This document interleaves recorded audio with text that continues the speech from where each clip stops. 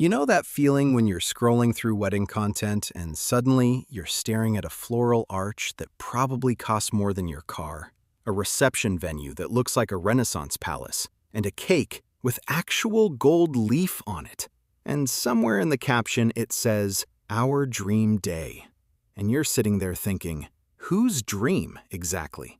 Because the average American household takes home about $83,000 a year. And somehow, people are spending $100,000 on a single Saturday. So here's the question nobody actually answers. Who are these people? What do they earn? How are they paying for it? And what happens to their finances after the party is over? That's exactly what this video is about. And the answer is going to surprise you. My name is Seb, and I'm someone who spent way too long doing math on other people's wedding budgets, when I should probably have better hobbies. If you're trying to make smarter financial decisions, and you're tired of watching people spend money they don't have and call it a milestone, subscribe and give this video a thumbs up. Let's get into it. Before we dive in, let's get one thing straight. The average American wedding in 2025 cost $34,200, according to The Knot, but the median?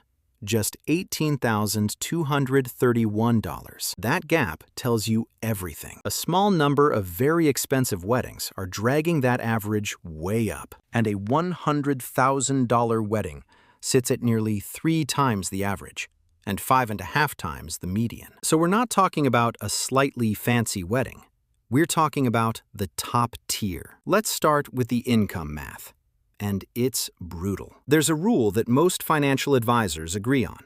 Don't spend more than 10% of your combined household income on your wedding. It's not a law. It's just the line between this was expensive and this damaged us financially. Under that rule, a $100,000 wedding requires $1 million in household income. $1 million per year. Let me show you exactly how rare that is. The top 1% income threshold in the United States sits at around $659,000 a year. So $1 million puts you above even most of the top 1%. We're talking the top half of 1% of American earners. Now, some people use a 20% rule instead.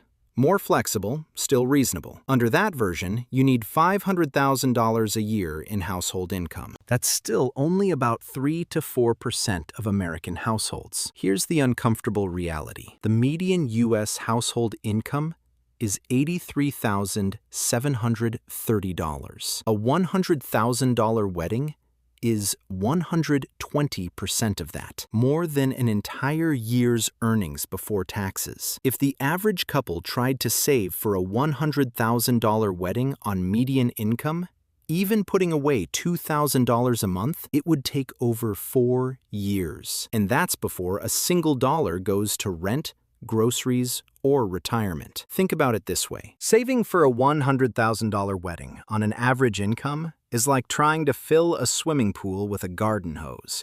Technically possible, just not before the party starts. Now, here's where it gets interesting.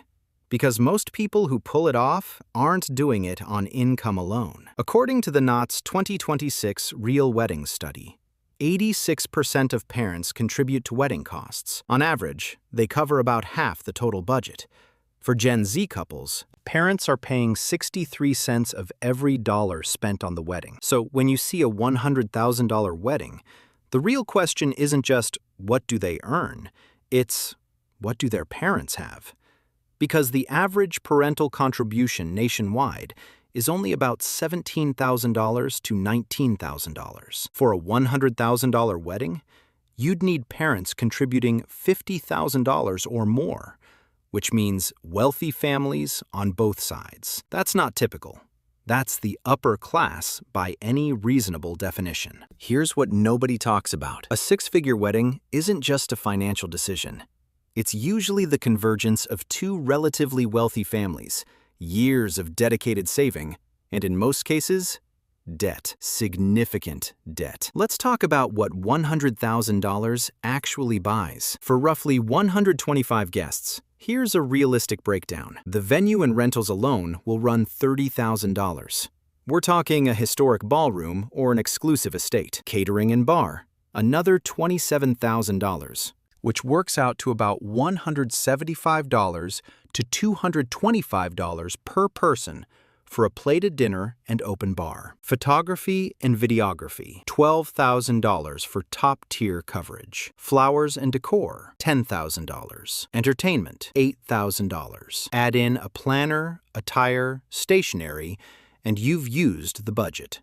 That's $800 per guest. The national average is $292 per guest, so you're paying nearly 3 times more per person for an experience that, honestly, most guests won't remember as being 3 times better. And here's where it gets really messed up geographically. In Manhattan, the average wedding already costs $99,452. Not a luxury wedding, just the average. So in New York City, $100,000 buys you a standard celebration. In Tulsa, Oklahoma, the average is $33,891, meaning that same $100,000 in Tulsa would be genuinely extravagant. Location completely changes what this number means. Here's what most people get completely wrong when planning an expensive wedding. They underestimate the cascade effect of one decision. Let me show you how this works with real math. You book a venue for $10,000.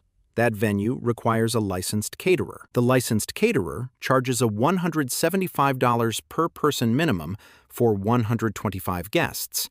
That's $21,875. The caterer requires a specific rental company. The rental company's packages start at $6,500. You wanted simple centerpieces, but the florist has a $2,000 minimum per arrangement for that venue's style. Suddenly, your reasonable venue decision has committed you to $40,000 downstream costs before you've hired a photographer. This is what behavioral economists call the foot-in-the-door effect. One yes leads to a series of commitments that each feel small in isolation, but compound into something enormous. Your brain is pattern matching each individual decision against the total budget, and $800 for a DJ feels trivial when you're already at $80,000. But that's exactly how budgets blow past $100,000 without anyone noticing until the invoices arrive. Now let's talk about what happens after the wedding,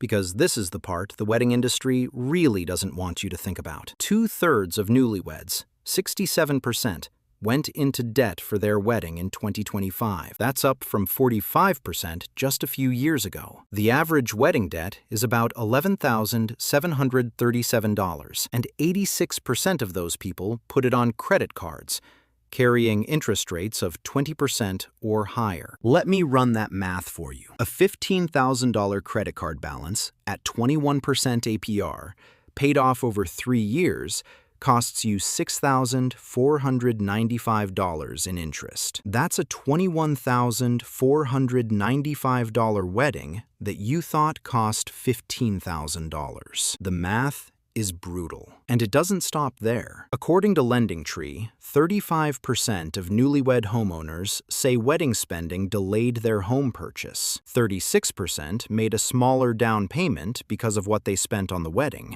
The average down payment for newlywed buyers is $46,741, almost exactly half of a $100,000 wedding. That trade-off is not abstract. It's a real choice millions of couples are making, often without realizing it. Here's the part that will blow your mind. Research from Emory University found that couples who spend over $20,000 on their wedding are 46% more likely to divorce than couples who spend between $5,000 and $10,000. Couples who spent under $1,000 were actually 53% less likely to divorce. The researchers' conclusion was straightforward. Financial stress poisons relationships. A wedding that strains your finances doesn't start your marriage on a foundation of love. It starts it on a foundation of debt and resentment. And a quick note on the financial industry's role in all of this. Banks and lenders now offer dedicated wedding loans. personal loans marketed specifically to couples who can't afford their wedding without borrowing. One major lender advertises loans up to $60,000 for weddings. Think about that for a second. An industry has grown up specifically to help people go into debt for a single day. Nobody offers a birthday party loan or a graduation dinner loan. The wedding industry is uniquely skilled at convincing people that normal financial rules don't apply because this day is special. And it works, to the tune of $100 billion a year. So, there you have it. A $100,000 wedding requires either a $1 million income, substantial family wealth, or debt that can follow you for 5 years. Subscribe if you want more videos like this.